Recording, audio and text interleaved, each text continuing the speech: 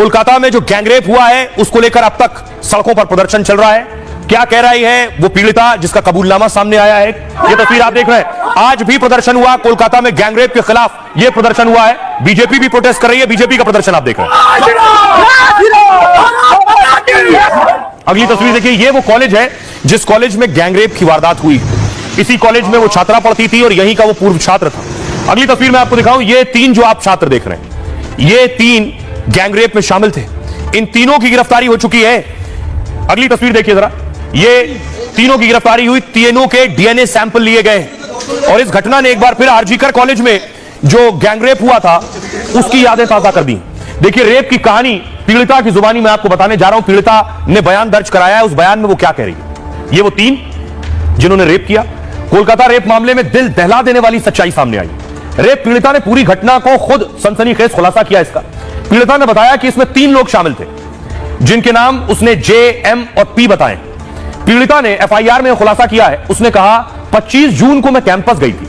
मैं राजनीतिक बैठक के लिए कैंपस पहुंची थी। बैठक के बाद उन तीनों ने शाम 7:30 बजे मुझे घेर लिया। तीनों ने मुझे कमरे में बंद कर दिया जहां उसके साथ रेप किया गया। उसने आगे कहा मैंने विरोध किया, मैं रोई और उसने मुझे जान से मार देने की भी धमकी दी और जाने नहीं दिया। मैंने उसके पैर भी छुए लेकिन उसने मुझे जाने नहीं दिया। उसने जबरन शारीरिक संबंध बनाने के लिए मुझे मजबूर किया। मैं उसे पीछे ढकेलती रही, मैं उसे बताती रही कि मेरा एक प्रेमी है, मैं उससे बहुत प्यार करती हूं, लेकिन वो नहीं माना। उसने मुझे काटा, नाखूनों से नोचा। उसके दो दोस्त कमरे के बाहर पहरेदारी करते रहे। एक मेरे साथ जबरदस्ती बलात्कार कर रहा था, बाकी दोनों बाहर खड़े होकर पहरा दे रहे थे। आगे कहा इस दौरान मुझे पैनिक अटैक भी आया। मैं परेशान थी, सांस लेने में भी तकलीफ हो रही थी। मैंने इनहेलर मांगा तो इन लोगों ने मुझे इनहेलर ला कर दिया। इस दौरान मैंने वहां से भागने की कोशिश की लेकिन मेन गेट बंद था, गार्ड असहाय था। गार्ड ने मेरी कोई मदद नहीं की। उन्होंने मुझे फिर पकड़ लिया। हॉकी स्टिक से मारने की भी कोशिश की गई, मुझे ब्लैकमेल करने की भी कोशिश की गई। रेप से पहले उन्होंने मेरे 2 नग्न फोटो दिखाए। यह भी कहा कि मैं जब बुलाऊंगा तुम्हें आना पड़ेगा।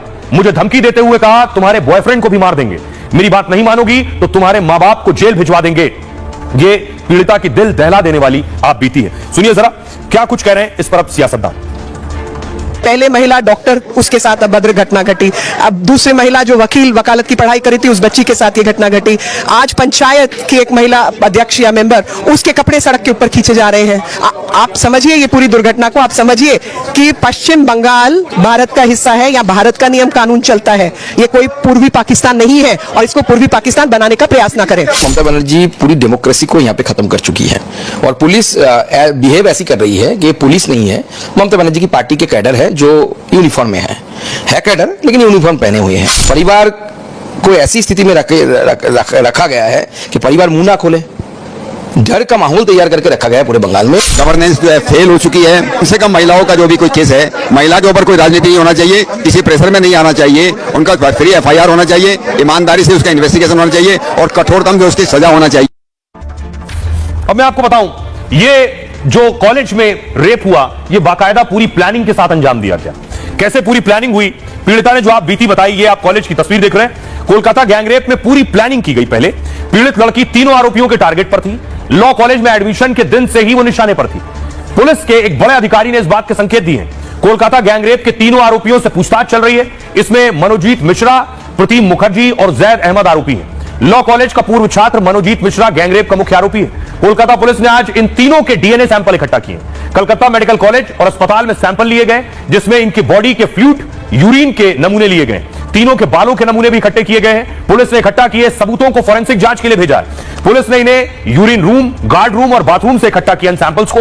1.5 मिनट का एक वीडियो भी फोरेंसिक जांच के लिए भेजा गया है। 2 मुख्य आरोपी मनोजीत मिश्रा के मोबाइल फोन से बरामद हुआ। इसकी जांच 9 सदस्यीय एसआईटी कर रही है जो 25 लोगों से पूछताछ करेगी। उन सभी से पूछताछ होगी जो घटना के दिन कॉलेज में मौजूद थे। पुलिस ने कॉलेज के गार्ड को भी गिरफ्तार कर लिया है। इस बीच ये मामला कलकत्ता हाईकोर्ट पहुंच गया है जिसमें कोलकाता गैंगरेप की सीबीआई जांच की मांग की गई। याचिका में पीड़िता को मुआवजा देने की मांग की गई और हफ्ते के आखिर में मामले की सुनवाई हाईकोर्ट में हो सकती है क्योंकि पीड़ित छात्र की मेडिकल रिपोर्ट में भी रेप की पुष्टि हो चुकी है। उसके दांत जबरदस्ती करने, शरीर पर काटने, नाखून के खरोच मिले।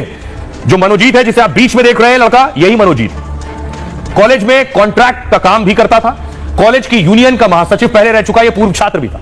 ममता बनर्जी की टीएमसी की छात्र परिषद का सदस्य है, साउथ कोलकाता में टीएमसी की छात्र परिषद का सचिव है। खबर है कि मनोजीत मिश्रा लॉ कॉलेज का फैकल्टी मेंबर भी था और उसे लॉ कॉलेज के बच्चों को पढ़ाने की जिम्मेदारी दी गई थी। आरोपी मनोजीत मिश्रा की उम्र 31 साल है और फिलहाल पुलिस की गिरफ्त में है। ये सुनिए जरा क्या कुछ कह रहे हैं इस पर। उससे पहले मैं आपको दिखाऊं कि मनोजीत की जो तस्वीरें सामने आई हैं वो तस्वीरें हैरान करने वाली हैं। ये आप तस्वीरें देख रहे हैं। पहली तस्वीर दीदी के भतीजे के साथ आप देख रहे हैं मनोजीत की। दूसरी तस्वीर आप देख रहे हैं सियासतदान के साथ और ये टीएमसी नेताओं के साथ आप तस्वीर देख रहे हैं। लेकिन सुनिए जरा सियासतदान इस पर क्या कह रहे हैं, उन्हें सुनिए जरा। महिला मुख्यमंत्री के नाते ममता बनर्जी को शर्म होना चाहिए, शर्म करना चाहिए। जो हम लोगों को आने की जरूरत है वो अच्छे मुख्यमंत्री बन जाते, महिला को रक्षा कर पाते, हमारे को आने की जरूरत नहीं है। तो वो अपने चेहरा जाकर आईने में देखे, एक महिला के नाते क्या सुरक्षा दे पा रहे हैं महिला को। बंगाल की जनता मोदी के साथ देगा, ममता बनर्जी को जनता रास्ता दिखाएगा और बंगाल से विदाई करेगा। ये फैक्ट फाइंडिंग कमेटी इसीलिए भारतीय जनता पार्टी ने बनाई ताकि सच्चाई लोगों के सामने आ सके। पुलिस तो गंभीर से गंभीर संगीन अपराधों को, अब इतिहास रहा है कि हशप करती है, एविडेंस जो है सो डिस्ट्रॉय कर देती है, डिमोलिश कर देती है। तो अब देखिए पुलिस ने हम लोगों को कोऑपरेट नहीं किया, हम लोगों को कॉलेज में इंटर करने का पूरा तरह मौका नहीं दिया, पीड़िता से मिलने का मौका नहीं दिया, उनके परिजनों से मिलने का मौका नहीं दिया। लेकिन जो कुछ हमने कलेक्ट किया है वो रिपोर्ट हम देंगे। ये बात बिल्कुल सही है कि बंगाल की लॉ एंड ऑर्डर पूरा गिर चुका है। अभी ये सरकार का परिवर्तन होना ही है, नहीं तो बंगाल का जो लड़की है, बंगाल का जो माताएं हैं, ये सुरक्षित नहीं है। पिछले 15 सालों में कम से कम 50 से 60-70 ऐसा कुछ हो जाएगा ये घटना घटा है।